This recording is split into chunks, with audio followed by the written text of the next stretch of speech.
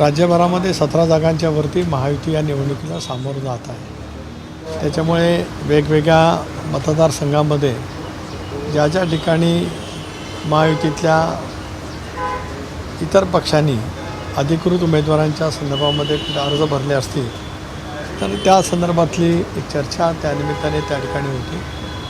स्वाभाविकपणाने कोकण मतदारसंघामध्ये सुद्धा राष्ट्रवादी काँग्रेस पक्षाला ही जागा मिळत असतानाच जसं मी काल देवेंद्रजींचा उल्लेख केला मुख्यमंत्री म्हणून, शिंदेसाहेबांचा केला, तसं चव्हाण साहेबांचे सुद्धा प्रदेश भारतीय जनता पक्षाचे अध्यक्ष म्हणून त्यांचंही त्याच्यामध्ये सहकार्य लाभलेलं होतं।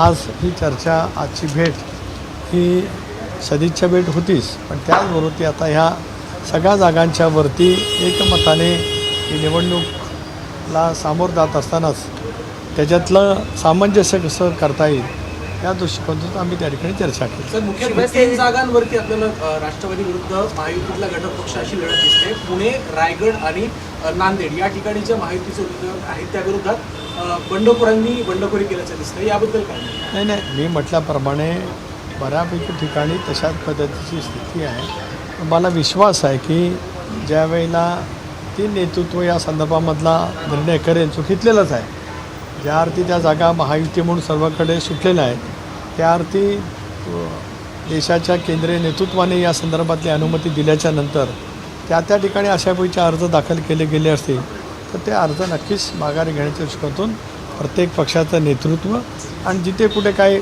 समन्वय करायचा असेल, काही चर्चा करायची असेल ती चर्चा करून त्याच्यातला मार्ग 100% निघेल। पुण्यातल्या जागेमध्ये आहे ते राष्ट्रवादीमध्ये खरी तर फाईट आहे ती पाहायला मिळाली। शिवसेनेपैकी तुम्ही आज कोणाला भेटणार आहात? नाही, एक तर काल अर्ज भरायला आमदार उदय सामंत त्या ठिकाणी होते, आमदार दीपक केसरकर उपस्थित होते, आमदार महेंद्र थोरवे त्या ठिकाणी उपस्थित होते, आमदार भरत गोगालेसुद्धा उपस्थित राहणार होते, पण काल त्यांचा वाढदिवस जो फार मोठ्या उत्साहाने त्यांच्या मतदारसंघामध्ये साजरा होत असतो त्यांनी काल सकाळीच अनिकेतला फोन करून शुभेच्छा दिल्या। त्यामुळे स्वाभाविकच आज सारेजण मंत्रिमंडळाच्या बैठकीच्या निमित्ताने मुंबईमध्ये आम्ही आहोत, त्यामुळे वेगवेगळ्या मतदारसंघाच्या दृष्टिकोनातून सुद्धा आम्ही त्या ठिकाणी चर्चा करणार आहोत।